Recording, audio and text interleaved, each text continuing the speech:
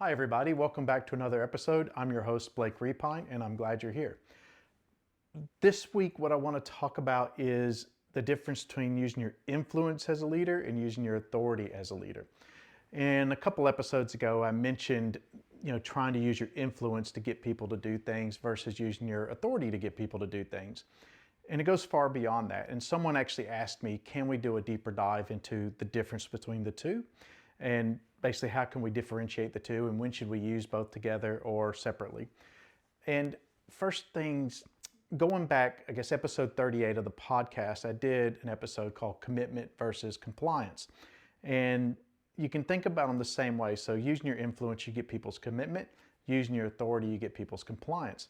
But first, let's take a step back and let's look at authority.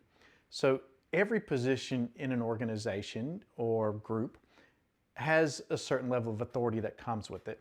And with that level of authority, it depends on your ability to approve things, for example, whether it be budgets or contracts or projects, things like that. So you have everything within your limits of authority, which is why we have a delegation of authority within organizations. We can delegate our authority down to other people.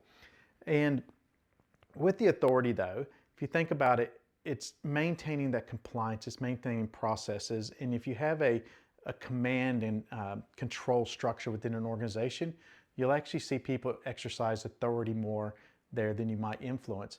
And sometimes authority actually gives us the ability to get things done very quickly. If you think about soldiers, for example, and whoever's in charge actually giving an order and people following that order and executing immediately. Same thing in emergency situations, your emergency services, your firefighters, your police officers, even your paramedics.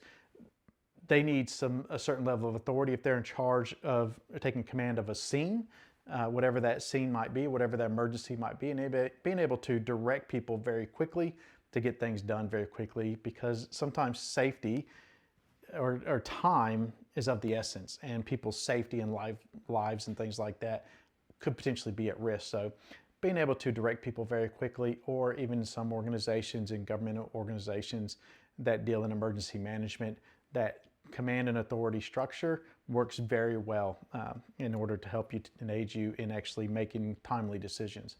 If you think about influence, though, influence you can have regardless of your position within the organization.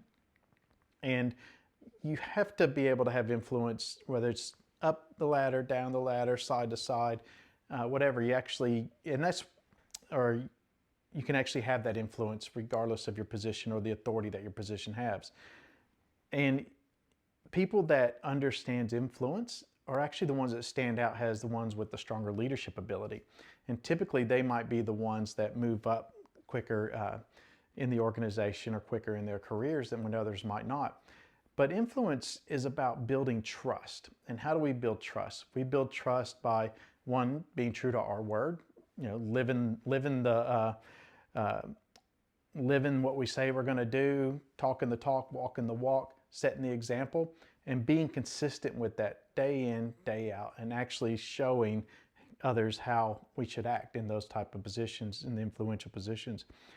And by doing that day after day and that consistency and following through, we build trust with our teams.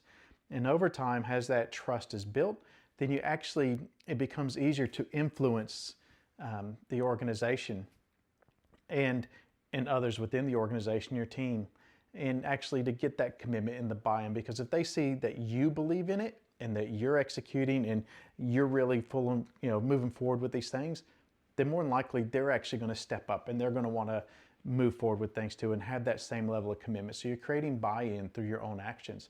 And whenever you're actually able to get things done via your influence versus your authority, it makes things a lot better for you. It makes things a lot better for the organization. Because if you rely on authority a lot, and you'll see people that don't have those skills or haven't developed the skills yet to build trust or build that following or that commitment, they rely on authority. And that's basically ordering people to do things, do this, do that, with no buy-in whatsoever. Eventually you hit a wall, and either people will not want to work for you anymore, or whenever they do work for you, they're going to give them minimal. They're basically going to do what you ask them to do, and that's it. They're not going to go above and beyond. But when you have that commitment and you've built that, people are going to want to go above and beyond what you've asked them to do, because you've set the standard. They're going to want to follow in and actually set that standard as well. And people that have done this really well, I've seen it in action, and it is incredible the amount of things that they can achieve with a small team or limited skills on the team, because they'll go and find those skills. They'll bring them into the team. And people that I've seen it the other side too, where people that rely solely on authority and very directive with their team, and seeing how that can actually, it can get things done very quickly in a short span, but in the long term, it's ineffective. And so you have to decide when is the best instance to get things done, or when is the best instance to employ one tactic over the other. And even though, for example, I might rely on my influence to get things done and building that trust with the team, sometimes there's certain people on the team that I have to be more directive with in certain situations. If they feel really strongly negatively about not doing something, well, first it's understand, well, why don't you want to do it? What's the drawbacks? And you have to decide, is it legitimate or not? And if it's not, sometimes you have to say, look, you don't like it, but you're going to have to do it. It's a part of your job. It needs to be done. And being straightforward, and you can maybe take a pause sometimes and explain to them why it has to be done, why we still need to move ahead with this. And if they understand that, sometimes they still might not like it, but they'll go ahead with it. And sometimes too, you get people with personalities, they might not have the emotional intelligence to recognize when they have to be, I guess, mature, professionally mature to do things. And so you have to use your authority. Or someone who's potentially early career, sometimes it's easier to give them tasks to do, and as they start to develop, you slowly move away from that authoritative directive type into more of an influential guiding mentoring role.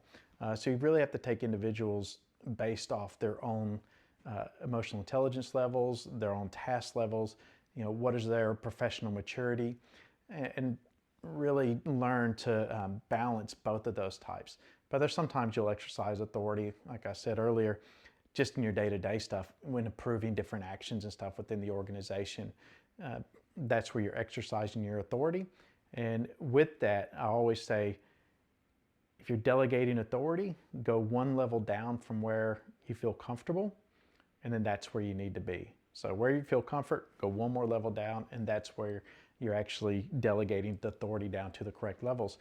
And by delegating authority down to the lowest levels possible, we're actually developing others to exercise that authority, so that whenever they do get promoted up through the ranks or through the organization, they actually understand, one, the responsibilities that come with exercising that authority, and the power of it too.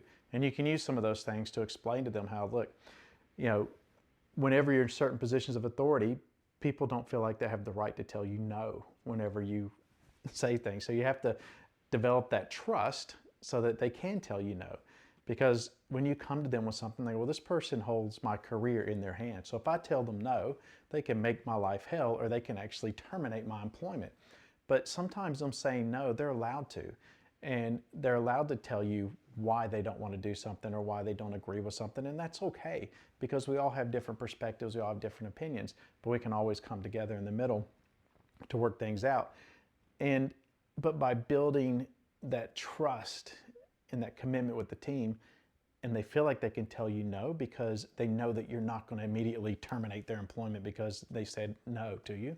I'd say whenever you have it to that point, then you've developed a great team. So I'd really like to get your thoughts on this subject. Like I said, it was another listener that asked me the question, can we delve into them a little bit deeper? And more than happy to do that. But what are your thoughts? What are your perspectives? Let me know, and be more than happy to talk about it again. Thank you very much. Talk to you again soon.